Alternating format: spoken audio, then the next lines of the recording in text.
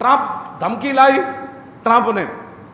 ہوں مولوی پیر تے پاکستانی جتنے بک بک کر دے سن مولوی خادم بڑی سخت تقریریں کرتا ہے تو میں کہوں ٹرمپ نو کہو نا اسلام امن کا درس دیتا ہے کیوں جی میں تقریر کردا سی تے کہندے نے بڑی ڈاڈیاں تقریراں کرنا او چلو پاکستانی حکمران چلو جنرل باجوی نو خدا اور ہمت دے انہیں کم از کم اتنی گل تے کر دیتی کہ ہمیں امریکی امداد کی ضرورت نہیں ہے تو جنیا تھوڑا جا 2 قدم اور ودا یہ ٹرمپ دی ماں بھی نہ مر گئی تھی تو گل کرو ٹرمپ کون ہوتا ہے چوڑا پاکستان کے اندر حملہ کرنا چاہتا ہے چوڑے تو یہ عراق نہیں ہے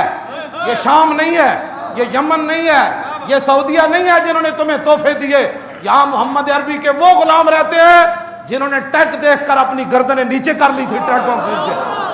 یہاں محمد عربی کے وہ غلام رہتے ہیں جو پھندے کو دیکھ کر بھی مسکرا پڑتے ہیں ہاں تمہیں پتہ ہی تو ویسے لگے تے چڑیاں ماردا رہا ہاں تو لگے تے چڑیاں ماردا رہا اے پاکستان سائیاں والا ہے ہاں جی تینوں کو ہاں یہ سائیاں والا ہے تینوں کو غلط فہمی ہو گئی میں اندر حملہ کروں گا آ نا پتر ہاں تم بکواس کرنا حضور کی امت جاگی ہوئی ہے یہاں ہاں لبیک کے نعرے سے جاگی ہوئی ہے یہاں تو ہمارے 10-10 سالہ بچے بھی مان میں نہیں ہیں ہاں یہاں خواتین بھی مان میں نہیں ہے وہ بھی کہتی ہے موقع آیا تو ہم عامر کی طرح ہم بچے بھی دیکھ کر دنیا کو بتا دیں گے تمہیں پتہ ہی نہیں ہے تو جہاں میں پہلے بھی ہم کہتے تھے ہماری قوم کو چونکہ باتیں سمجھ نہیں آتی تم نے یہود و نصارہ کے کہنے پر ممتاز قادری کو پھٹے لگایا وہ راضی ہو گیا تم نے یہود و نصارہ کے کہنے پر قرآن حدیث نصاب سے نکالا وہ راضی ہو گئے تم نے قرآن یہود و نصارہ کے کہنے پر ممتاز قادری کو قاتل اور دہشت گرد قرار دیا یہود و نصارہ راضی ہو گئے تم نے نصاب پورا بدل دیا یہود و نصارہ راضی ہو گئے تم نے مسجدوں کے سپیکر اتارے یہود و نصارہ راضی ہو گئے تم نے ہزاروں پرچے کاٹ دیے درود و سلام پر یہود و نصارہ راضی ہو گئے تم نے ننگی بچیاں پرویز مشرف نے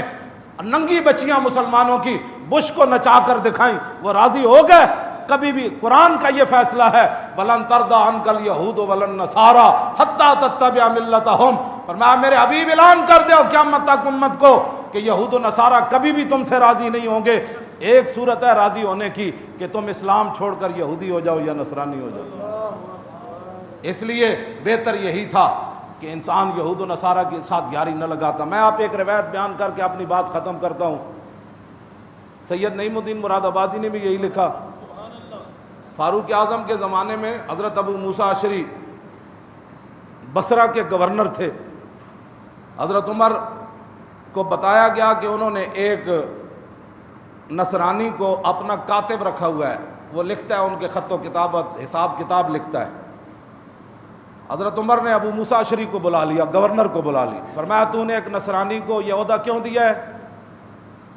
اللہ ان کو ذلیل کہتا ہے تو ان کو عزت دیتا ہے اللہ کہتا ہے ان کو دور رکھو تم ان کو قریب کرتا ہے ابو موسیٰ اشعری کہنے لگے کہ اس کے بغیر میرا گزارا نہیں سنیں ذرا بات اسلام یہ ہے ابو موسیٰ اشعری کہنے لگے کہ اس کے بغیر میرے سلطنت نظام نہیں چل سکتا یہ بڑا قابل ہے مسلمانوں کے اندر ایسا بندہ قابل کوئی نہیں اس لیے یہ میری مجبوری ہے اس نصرانی کو یہ عہدہ دینا فارق حق و باطل امام الہدا تیغ مسلول شدت پہ ترجمان نبی ہم زبان نبی حضرت عمر فرمان لگے تو فرض کر لے بھائی آج یہ نصرانی مر گیا یہ مر گیا آج بتا پھر کیا کرے گا فرمایا جو اس وقت کام کرنا ہے سمجھ لے آج یہ نصرانی زندہ ہوتے مر گیا متبادل مسلمان لے آج سیٹ پر جب بات یہ ہو نا تو پھر اسلام اپنی آب و تاب کے ساتھ کسرا کے دروازے کھڑکا دیتا ہے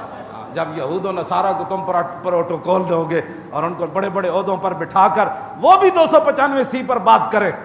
ہاں جی وہ بھی 295 پر عیسائیوں کو بلا کر بھی 295 پر وہ بات کریں بتاؤ اے عیسائیوں قیامت تک کوئی مسلمان عیسیٰ علیہ السلام کے بارے میں کیوں بھی کر سکتا ہے تم ہمیں درس دیتے ہو امن و سکون کے اور عیسائی بھی 295 کے تم نہ بھونکو نا ہم تو بناؤ قانون عیسیٰ علیہ السلام کے بارے میں دنیا کے اندر جیڑا مرضی قانون بناؤ اسی تواڈے نال کھڑے ہاں ساڈے دل وچ کوڑ کوئی نہیں نا اساں کوئی جناب عیسیٰ دے بارے گل کرنی ਨਾ ਇੰਜ ਨਹੀਂ ਨਾ ਹੋਣਾ। ਤੁਹਾਡੇ ਦਿਲਾਂ ਵਿੱਚ ਕੋੜ ਹੈ ਗੁਸਤਾਖੀ ਰਸੂਲ ਦਾ, ਤੇ ਤਾਂ ਤੁਸੀਂ ਬਕ ਬਕ ਕਰਦੇ ਹੋ। ਜੇ ਤੇ ਦਿਲ ਵਿੱਚ ਕੋੜ ਨਾ ਹੋਵੇ ਉਹਨੂੰ ਕਹੇ ਜਿਹਦੇ ਨਾਲ ਵੱਡਾ ਬਣਾ ਦਿਓ, ਸਾਨੂੰ ਕੋਈ ਪریشانی। اس واسطے اسلام اپنا ہر چیز علیحدہ رکھتا ہے۔ ہاں جو یہود و نصارہ کا یار ہے، ہن بھی باز آ جاؤ۔